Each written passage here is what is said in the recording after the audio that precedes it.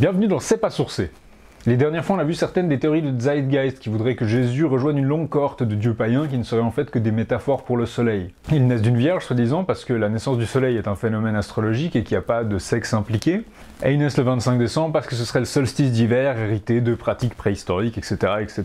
Le problème, c'est que des célébrations le 25 décembre, chez les chrétiens comme chez les païens, apparaissent assez tardivement, nos premières traces étant au milieu du 4e siècle de notre ère. Autrement dit, pour ces gens-là, Jésus serait entièrement copié sur ce moule, mais il acquérirait certaines de ses propriétés 300 ans après. Et chaque année, c'est pareil, autour de Noël, il y a tout le monde qui va chercher dans Google origine païenne, parce que ça reste un best-seller de ces théories, les origines païennes de Noël. Mais pourquoi Noël en particulier? Il y a d'autres fêtes chrétiennes? Eh bien, dans nos sociétés occidentales, il semblerait que Noël soit quasiment devenu la fête la plus importante de l'année chrétienne. En termes théologiques, ça devrait être Pâques, qui commémore la mort et la résurrection de Jésus. Mais dans une société où on va de moins en moins à la messe, il semble que c'est Noël qui a pris le pas. On dépense beaucoup plus en repas luxueux ou en cadeaux, donc il y a des enjeux financiers, et on voit sa famille, donc il y a des enjeux sociaux assez évidents. Dans ce contexte, aller à la messe de Noël est d'ailleurs devenu un nouveau marqueur de religiosité, alors qu'avant, ça aurait été vu comme normal. Et ce thème de Noël païen est pas mal propagé par la fiction. Non, pas Zeitgeist, même si c'est n'importe quoi et que Peter Joseph prétend que Zeitgeist était une performance artistique pour en excuser les bêtises. Je pensais à de la fiction-fiction. Voici un exemple venant de la série Supernatural. Dans leur épisode de Noël 2007, ils explorent cette piste de Noël païen, rajoutant les sacrifices humains, les couronnes, les guirlandes, le sapin. Prêtez attention au clip suivant, ils utilisent deux faits qui sont vrais, où il n'y a pas de débat, mais pour promouvoir des conclusions pour le moins hasardeuses. He also said that it was probably meadowsweet in those wreaths. Wow. Amazing. The hell is meadowsweet? It's pretty rare, and it's probably the most powerful plant in pagan lore. Pagan lore. Yeah. See, they'd use meadowsweet for human sacrifices. It was kind of like a chum for their gods. Gods were drawn to it, and they'd stop by and snack on whatever was nearest human. Why would somebody be using that for Christmas wreaths? No, it's not as crazy as it sounds, Dean. I mean, pretty much every Christmas tradition is pagan. Christmas is Jesus' birthday. No, Jesus' birthday was probably in the fall. It was actually the winter solstice festival that was co-opted by the church and renamed Christmas. But I mean, the Yule log, the tree, even Santa's red suit, that's all remnants of pagan worship. Sounds like the work of a Christmas demon. Je ne sais pas si vous avez relevé ces deux faits, mais c'est que premièrement, beaucoup des traditions et décorations de Noël n'ont rien à voir avec l'Église. Ah, mais j'ai retenu la leçon. Ça ne veut en aucun cas dire que ces traditions sont anciennes ou qu'elles viennent de religions païennes. Les caractères archaïsants de Noël peuvent être des traditions modernes. Effectivement, bon, le sapin de Noël, le Père Noël, la Yule log, ce sera le sujet d'autres vidéos. Et deuxièmement, Noël n'est probablement pas la date de naissance de Jésus. Les évangiles ne donnent pas de date, on mentionne qu'on est en période de transhumance, donc certains ont déduit que c'était au printemps ou en automne, enfin on a plusieurs théories. Ce qui est plus étonnant, c'est qu'après les évangiles canons, on voit une pléthore d'évangiles apocryphes qui se multiplient. Parmi ceux-ci, les évangiles de l'enfance, des récits qui sont centrés sur l'enfance de Jésus, comme vous imaginez. Par exemple, on trouve l'évangile de l'enfance selon Thomas, où on voit Jésus qui apprend à se servir de ses pouvoirs dans des situations fantastiques, voire fantaisistes. On y voit Jésus ressusciter des gens, mais aussi façonner des oiseaux vivants à partir d'argile, ou tuer par la parole un professeur qui le battait. Cependant, malgré que ce soit centré sur son enfance, pas de mention de sa date de naissance. Et même le protévangile de Jacques, un récit qui est entièrement centré sur la naissance de Jésus, qui parle pratiquement que de ça, ne mentionne pas de date de naissance. C'est bizarre, comment ça se fait? Simple, à l'époque les juifs ne fêtent pas leur anniversaire, c'est un truc de païen. Si on lit la Bible, les seules fêtes d'anniversaire qui soient mentionnées, en dehors d'un passage assez controversé au début du livre de Job, sont les fêtes d'Hérode Antipas et du pharaon qu'Abraham rencontre dans la Genèse. L'anniversaire des prophètes n'était pas une préoccupation majeure, il y en a même des pères de l'église qui nous disent jusqu'au 2e, 3e siècle que les chrétiens ne fêtent pas d'anniversaire du tout parce que ça a des connotations païennes. Concentre-nous pour l'instant sur la date du 25 décembre. Le clip de Supernatural nous fait croire que tout ne serait qu'un gros ploc de paganisme germain, de sacrifices humains qui auraient survécu, un peu comme ce clip de nos illustres inspirateurs, C'est pas sorcier. De la même manière, rien ne prouve que Jésus soit né le 25 décembre. Cette date a également été fixée a posteriori. Elle correspond à un moment de l'année où se déroulaient d'anciennes fêtes païennes qui célébraient le solstice d'hiver. Les chrétiens ont récupéré cette fête qui symbolise le renouveau. Voilà pour On associe ici Noël avec des guirlandes de végétation, de houx, ce qui fait un peu païen, culte de la nature, etc. Mais notre meilleur candidat pour ses origines se trouve être une fête romaine, la fête de Sol Invictus, le soleil invaincu, un dieu solaire, qui était célébré par des jeux du cirque, des courses de chars et qui semble pas avoir grand-chose avec Noël. Et vous avez peut-être remarqué la dernière fois ce clin d'œil au Sol Invictus quand Pratchett parle des sacrifices humains au solstice d'hiver. Didn't stop at animals neither, they had sacred kings, the strongest and the best, died at the dark time of year to give life to the unconquered sun. The Unconquered Sun, autrement dit le soleil invaincu. L'Église aurait donc aligné Noël sur cette fête païenne le 25 décembre. Est-ce que cette théorie tient debout? Découvrez-le avec nous juste après le générique avec ce qu'on sait sur Sol Invictus.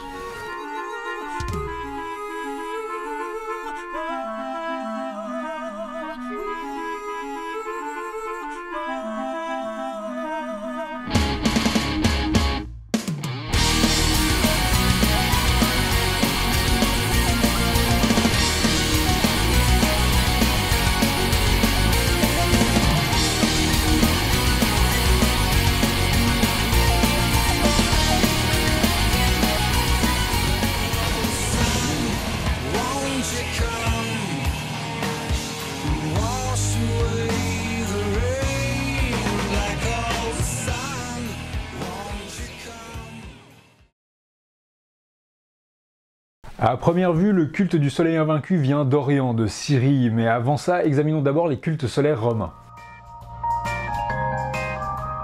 Étant donné que le soleil est le phénomène astral le plus marquant et le plus visible dans le ciel, il y a énormément de cultes solaires à travers le monde et on trouve plusieurs dieux grecs et romains associés au soleil. Notamment Sol et Hélios qui sont assez évidents puisque leur nom veut dire soleil respectivement en latin et en grec, mais aussi Apollon qui est aussi associé à d'autres domaines, à la musique, aux arts et à la médecine par exemple. Sol est une divinité romaine indigène de faible importance quoique révérée depuis longtemps. Auguste lui dédie les deux obélisques qu'il ramène d'Égypte, connectant peut-être les deux cultes solaires. Parmi d'autres frasques, Néron se fit construire un colosse autoportrait que Vespasien recycla plus tard en lui rajoutant une couronne solaire pour en faire donc une statue de Sol. Il donnera d'ailleurs son nom au Colosseum ou Colisée. Ça semble être un dieu omniscient qui voit tout puisque Tacite rapporte que Néron est dit sauvé par ce dieu quand un complot est découvert. Les attributs de Sol sont la quadrige, un char à 4 chevaux, et elle le nomme solaire. En plus du Quirinal, en effet, le cirque Maxime lui était dédié et il était associé au quadriguet des courses de chars, tandis que Luna, la lune, était associée au biguet à 2 chevaux. C'est ce que nous révèle Tertullien. Les représentations de Sol sont ambiguës. Parfois, il représente un dieu, donc un personnage doué de raison, de volition et de pouvoir. D'autres fois, il est simplement là pour personnifier l'astre solaire. Typiquement, sur ce disque trouvé au site gallo-romain Lousonna, on voit que Sol est simplement la personnification du soleil qui fait fondre les ailes d'Icare. Donc, quand est-ce que la fête de Sol avait lieu à l'origine? Si on écoute Zeitgeist, on a l'impression que des fêtes au solstice ou aux équinoxes, c'est quelque chose de naturel, de normal, de préhistorique, de primordial, mais dans les faits, les fêtes originales de Sol à Rome sont pas du tout alignées sur ces dates-là. On a ainsi une fête le 28 août, donc pendant l'été ça collerait, et une autre le 9 août, Soli Indigiti in Colle Quirinali. Donc une fête du soleil indigène par opposition à des dieux solaires importés, et Quirinali, le Quirinal, était en effet un temple solaire. Toujours dans le calendrier philocalien de 354, on a des jeux du soleil Ludi Solis du 19 au 22 octobre, mais ça semble une innovation plus tardive, et certaines inscriptions calendaires, les Fasti Ami Termini et les Fasti Ocienses, nous indiquent une célébration fixée au 11 décembre dès le 1er siècle. Donc comme vous le voyez, c'est pas lié au solstice ou aux équinoxes pour l'instant. Passons au culte solaire syrien maintenant. C'est difficile de dater précisément à quand remontent les cultes solaires syriens, mais avec l'extension de l'Empire, les soldats entrent très tôt en contact avec. Tacite mentionne qu'à la bataille de Bedriacoum, en 69 avant notre ère, des soldats saluent le soleil à l'est, à la manière des Syriens. Les cultes orientaux se répandant probablement à travers les légions syriennes. Ça fait écho à certains cultes solaires tels que décrits dans l'Ancien Testament, ainsi le prophète Ézéchiel a une vision d'homme dans le temple de Jérusalem, en train de prier le soleil prosterné vers l'est, il en est donc catastrophé. Elagabal, qu'on dit aussi Sol Invictus Elagabal, est par contre un dieu solaire d'Orient qui a été révéré principalement à Emesa, l'ancien nom grec de la ville de Homs dans l'actuelle Syrie. Le sens de ce nom, Elagabal, est très discuté, mais parmi les étymologies convaincantes, on identifie 2 racines sémitiques. Premièrement, El, qui se rapporte à la divinité, qu'on retrouve ainsi dans l'acadien Ilum, l'hébreu El ou Elohim, l'arabe Ilah, divinité, ou Allah, Dieu, et encore l'araméen Elaha ou le syriaque Allaha. De l'autre côté, la racine Gabal, qui devait signifier ce qui est grand, massif, imposant, et qui a fini par signifier la montagne, les hauteurs. On le retrouve ainsi dans l'arabe Jabal, la montagne, qui passa dans le syriaque Jabal, même sens, et dans les noms de certains lieux bibliques notamment. Donc ça pourrait être le dieu grand, massif, imposant, ou le dieu de la montagne, à rapprocher par exemple de l'arabe Ilah al-Jabal, dieu de la montagne. Dans les 2 cas, ça ne nous apprendrait pas grand-chose dessus. Et il y a eu des tentatives de rapprocher son nom de celui du dieu Baal, mais ces bricolages étymologiques sont rarement concluants. À la fin du règne de Marc Aurèle en 179 après Jésus-Christ, le futur empereur Septime Sévère entre en contact avec ce culte alors qu'il est en campagne en Syrie. Il maria en seconde noces Julia Domna, la fille du grand prêtre de Sol Invictus Elagabal à Emesa. Il la ramène avec lui à Rome, ainsi que sa sœur aînée Julia Maessa. Elles seront connues comme les princesses syriennes et elles vont avoir un grand impact sur la suite de l'Empire, notamment en complotant pour faire accéder le petit-fils de Julia Maessa, Varius Avitus Bassianus, à la fonction d'empereur. Mais la postérité lui donnera le même nom que son dieu, Elagabal, qui a été romanisé en Héliogabal, en rajoutant donc une couche de soleil avec l'adjonction de Hélios.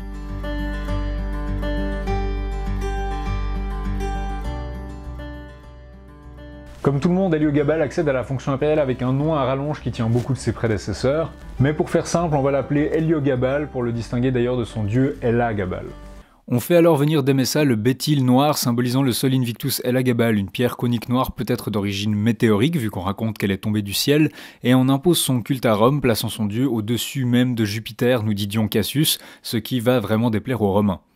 Il met alors son grand prêtre, c'est-à-dire lui, au-dessus de tous les autres pontifes, et un grand temple est construit en l'honneur d'Elagabal, dans lequel sont déplacées les reliques sacrées de tous les autres dieux et de l'histoire romaine, le feu sacré des Vestales, les boucliers des Salis, le palladium, et même, nous dit l'histoire auguste, des symboles des Juifs, des Samaritains et des chrétiens. Il y a clairement la volonté d'unifier tout l'Empire en un même culte, et l'histoire auguste dit même qu'il essaie d'établir dans le monde entier le culte de son dieu unique Elagabal, mais ça ne va pas bien marcher. Son excentricité et son irrespect des coutumes romaines n'aident pas. Au cours d'un dîner, ses convives auraient été ensevelis sous une pluie de roses, comme on le voit dans cette peinture célèbre de Laurens Alma Tadema. Hérodien, rappelant peut-être sa jeunesse, il accède à la fonction impériale à 14 ans, dit que c'était une tête vide, ce à quoi il faut rajouter ses frasques sexuelles, qu'on juge alors indignes de sa fonction. Il se prostitue, il porte des vêtements et du maquillage de femme, il multiplie les amants, etc., etc. Et si on suit le texte de Dion Cassius, Héliogabal se serait marié à Hiéroclès, un conducteur de chars, en devenant donc sa femme. Et peut-être sa plus grande transgression d'avoir épousé une Vestale. Les Vestales étaient des vierges consacrées au culte de Vesta qui devaient entretenir son feu sacré, elles étaient un culte supposément plus vieux encore que la ville de Rome. En effet, Romulus et Rémus descendraient d'une Vestale violée. Leur virginité était liée au salut de la ville, donc en épouser une... Il semble qu'Héliogabal avait pour projet de marier son dieu à la Vénus Caelestis, autrement dit Tanit, une déesse carthaginoise dont il avait fait venir la statue d'Afrique. Son mariage avec la Vestale devait probablement refléter cette union divine qui elle-même était peut-être une tentative de remplacer la triade capitoline de Jupiter, Junon et Minerve. Dion Cassius lui attribue en effet d'avoir dit « C'est pour que de moi, grand pontife, et d'elle, grande Vestale, il naisse des enfants divins, que j'ai fait cela ». Mais finalement, on lui conseille de rompre ce mariage et il le fait, enchaînant malgré la brièveté de son règne 4 mariages sans compter Hiéroclès. Bref, tout ça a contribué à énerver le Sénat et le peuple romain, et encore pire la garde prétorienne. C'est jamais une bonne idée d'énerver ceux qui doivent vous protéger des autres énervés. Même sa grand-mère Julia Maessa commence à penser que son cousin, le futur Alexandre Sévère, serait un meilleur parti. Je vous passe les détails, la garde prétorienne préfère Alexandre et tue Héliogabal et sa mère qu'il défendait. Les gardes traînent leurs corps dans la ville et tentent de les balancer dans les égouts, mais ils sont trop étroits et finissent par simplement les laisser dans le Tibre. Une damnation mémoriée frappe Héliogabal, on efface son nom des monuments, ainsi que celui de son dieu.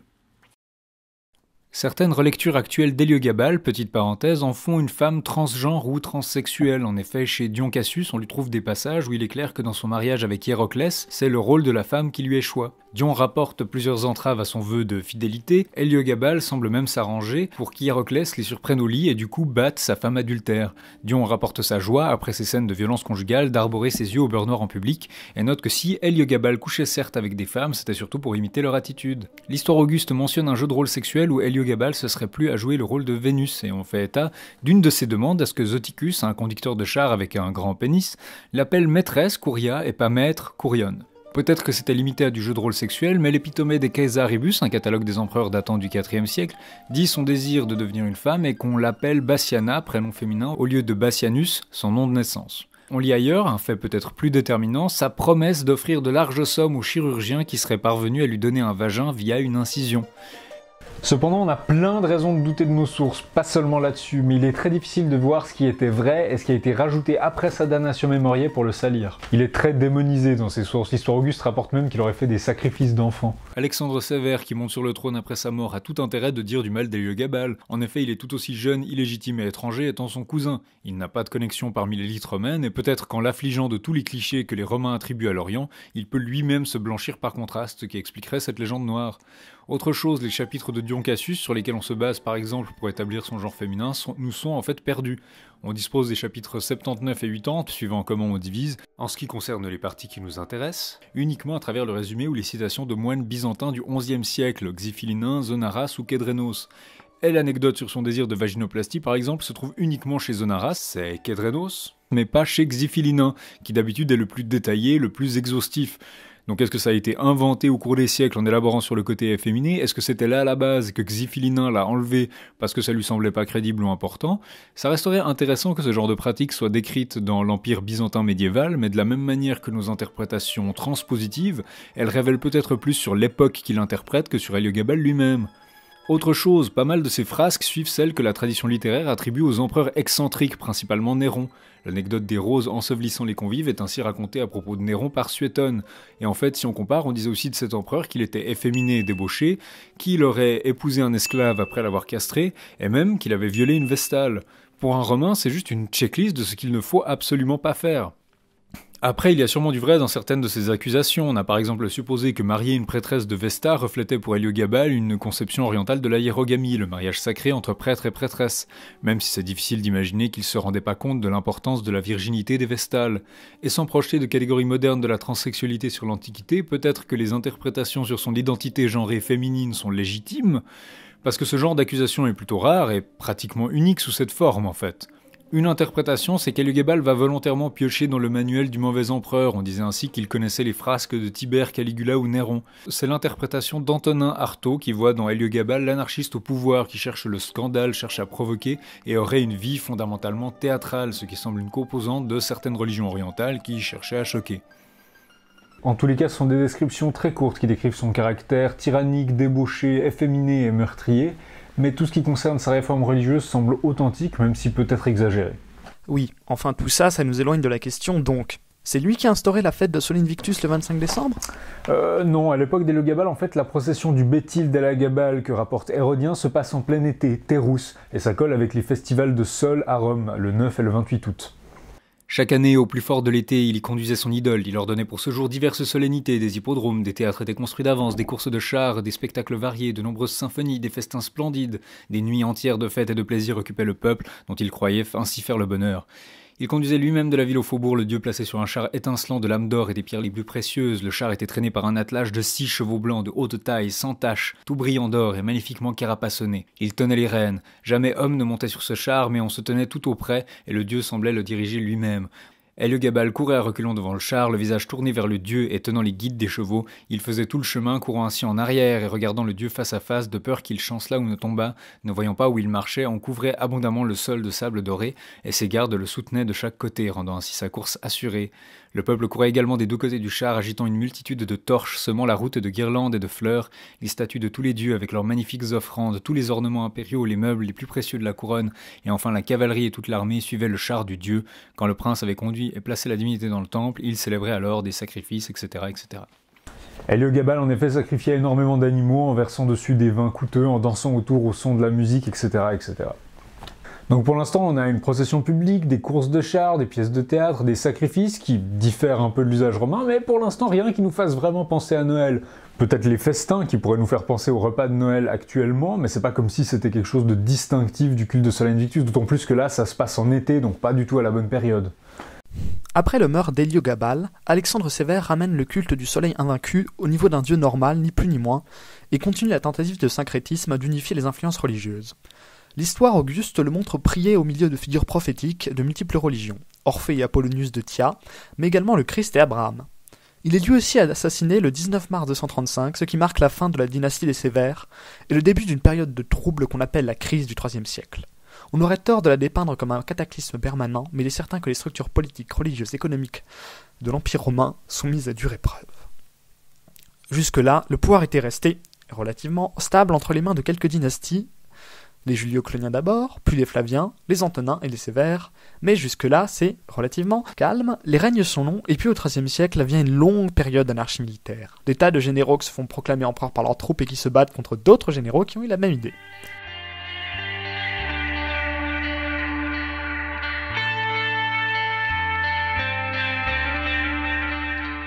Il faut attendre l'empereur Aurélien pour que le culte de Sol Invictus revienne dans nos sources. On connaît son règne à travers l'histoire auguste, mais aussi l'histoire nouvelle de Zosime ou l'abrégé d'histoire romaine d'Eutrope. La carrière d'Aurélien est assez représentative de l'époque, il gravit les rangs de l'armée, et alors que l'empereur Claude le Gothique meurt de la peste en campagne, il est proclamé empereur par les troupes danubiennes. Enfin, avant d'être pleinement empereur, il doit d'abord vaincre Quintilius, le frère de Claude le Gothique, qui avait été proclamé empereur par le Sénat.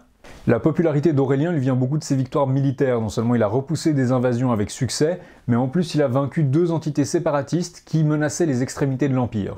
Déjà, l'Empire des Gaules, constitué de généraux renégats qui se succèdent à la tête des Gaules et de la Bretagne romaine dès les années 260, et ça inclut temporairement l'Espagne.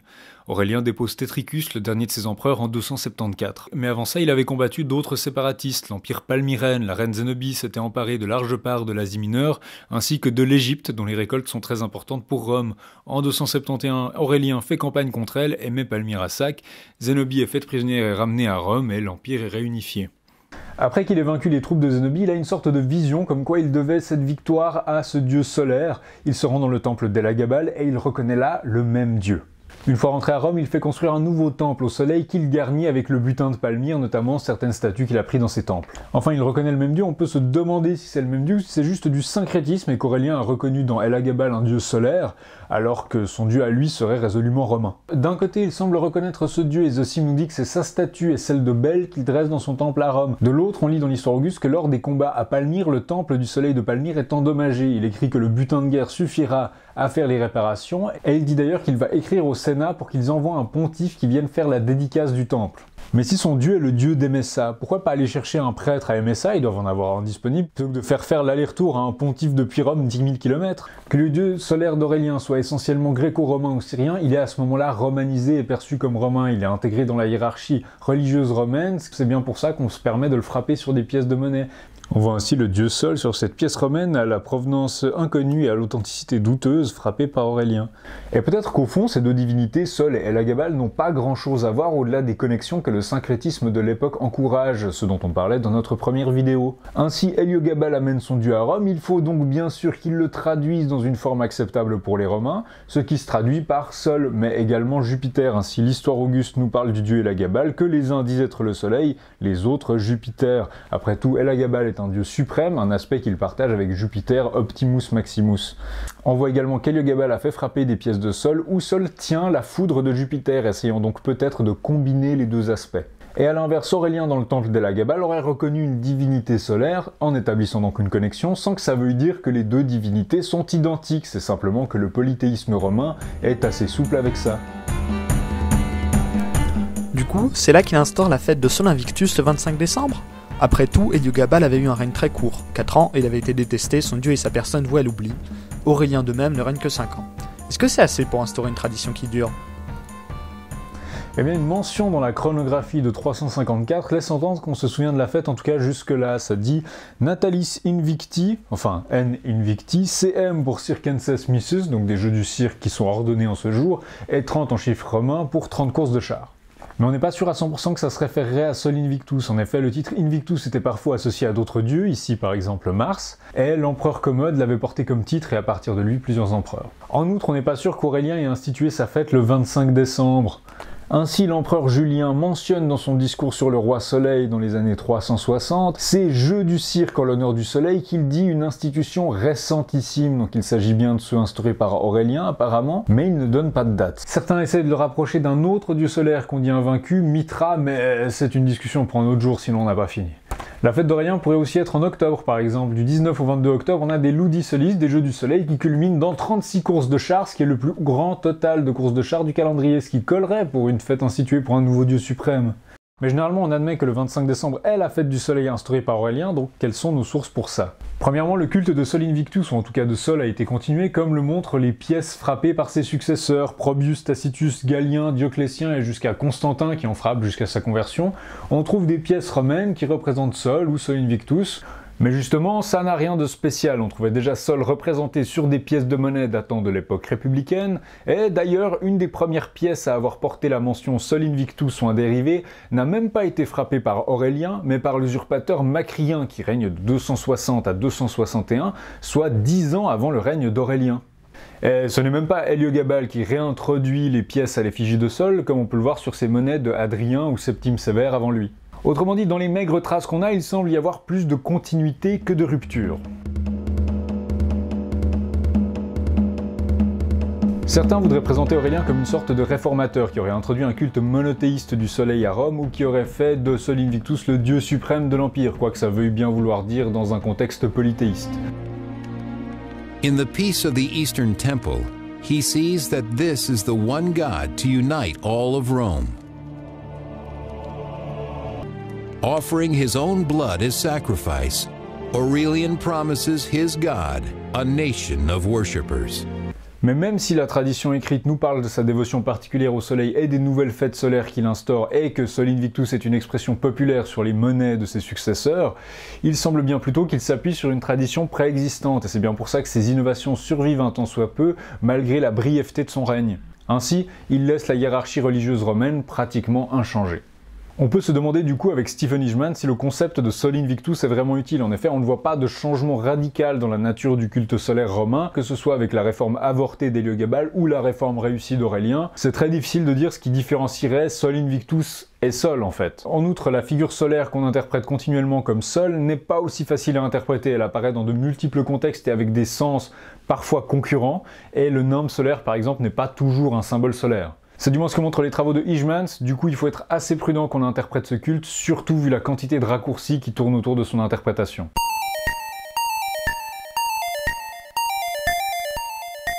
Un autre élément bien plus probant pour attester d'une célébration du soleil au 25 décembre se trouve chez les pères de l'Église. En effet, certains d'entre eux, Augustin ou Léon le Grand, attestent que des célébrations solaires continuent à se produire le jour de Noël le 25 décembre. Augustin enjoint ainsi ses paroissiens à fêter le 25 décembre non pas le soleil, mais le créateur du soleil, ce qui sous-entend qu'il y avait encore des gens qui fêtaient le soleil à cette date-là. Trace similaire chez Léon Ier qui mentionne qu'il y a des gens qui saluent le soleil avant d'entrer dans la basilique Saint-Pierre.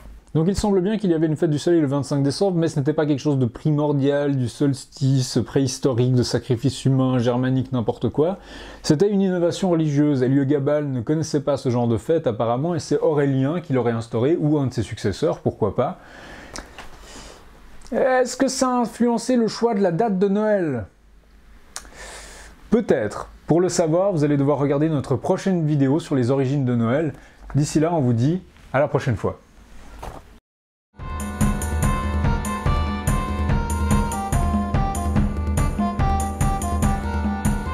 Pour aller plus loin, ou si vous n'arrivez pas à attendre notre prochaine vidéo, vous avez un article de Stephen Ishman, Sol Invictus, The Winter Solstice and the Origins of Christmas, paru en 2003.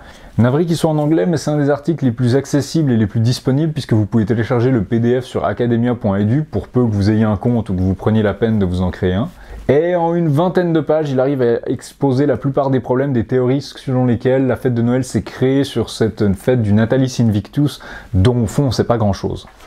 Ishmans a également sorti en 2009 une monographie sur Sol où il passe en revue le culte, les sources romaines, l'archéologie, l'iconographie, qui est à mon avis très accessible et il montre très bien que la plupart des problèmes sur Sol Invictus ne viennent pas forcément du manque de sources, même si c'est une part essentielle de tous ces problèmes, mais bien plutôt des préjugés que les chercheurs avaient sur ce genre de culte. On avait des idées préconçues sur les cultes solaires ou sur la religion romaine qui les rendaient incompatibles. Soit qu'on imaginait que les dieux du soleil étaient forcément les plus importants et du coup imaginer que Sol était un dieu très ancien et une divinité mineure, ça collait pas, soit on imaginait que les dieux solaires étaient quelque chose de décadent, d'oriental, qui venait forcément d'Orient parce que c'était lié à l'adoration des monarques, au culte de la personnalité. Enfin, on avait des préconceptions là-dessus qui faisaient qu'on imaginait forcément que Sol Invictus était une divinité importée, et on n'imaginait pas du tout que ça se basait simplement sur le terreau du culte solaire romain.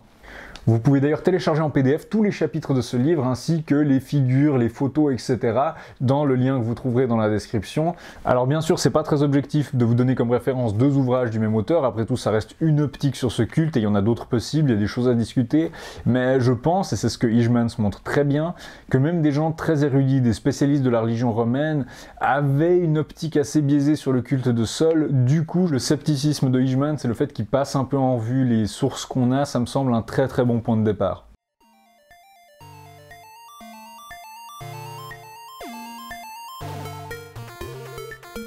Je vous rappelle que vous trouverez le texte de cet épisode ainsi que les sources évoquées en lien dans la description de la vidéo, et si cette vidéo vous a plu, nous vous serions très reconnaissants de la diffuser auprès de qui serait intéressé, afin de nous faire un peu connaître. Nous vous invitons à regarder nos autres vidéos, bien sûr, et nous attendons vos retours, vos critiques et vos commentaires avec impatience. Sinon, comme vous avez pu le constater, le documentaire dont on a utilisé des extraits à des fins illustratives sur Aurélien n'est pas très bon, je vous le recommande pas, de même que la série Supernatural. C'est pas sorcier, par contre, généralement ça va. Sinon, je sais pas pourquoi Sol Invictus a autant de récupérations néo-païennes, que ce soit un candidat libertarien au Sénat américain qui s'appelle Augustus Sol Invictus, qui a une imagerie assez fascisante, ou un groupe de musique qui a une imagerie assez... ouais, enfin voilà. mais je peux essayer de deviner. Je pense que toute cette publicité vient fondamentalement du nom. Soleil invaincu, c'est stylé, et on associe ça à certaines théories sur le retour de la lumière, parce que vous comprenez, les hommes préhistoriques avaient peur que le soleil ne se relève pas, ils étaient trop bêtes pour réaliser que le solstice arrivait chaque année, ils auraient eu besoin de faire des sacrifices pour le redémarrer, etc. etc. Du coup, l'expression Sol Invictus a, j'ai l'impression, pris une vie indépendante de la divinité qu'elle désignait à l'origine, et dans certains contextes, elle a même plus l'air liée au contexte romain, elle a juste l'air d'une espèce d'expression liée au solstice. Enfin, j'ai l'impression que beaucoup des discussions qui incluent ce terme sont assez déconnectées des éléments qu'on vient de vous présenter.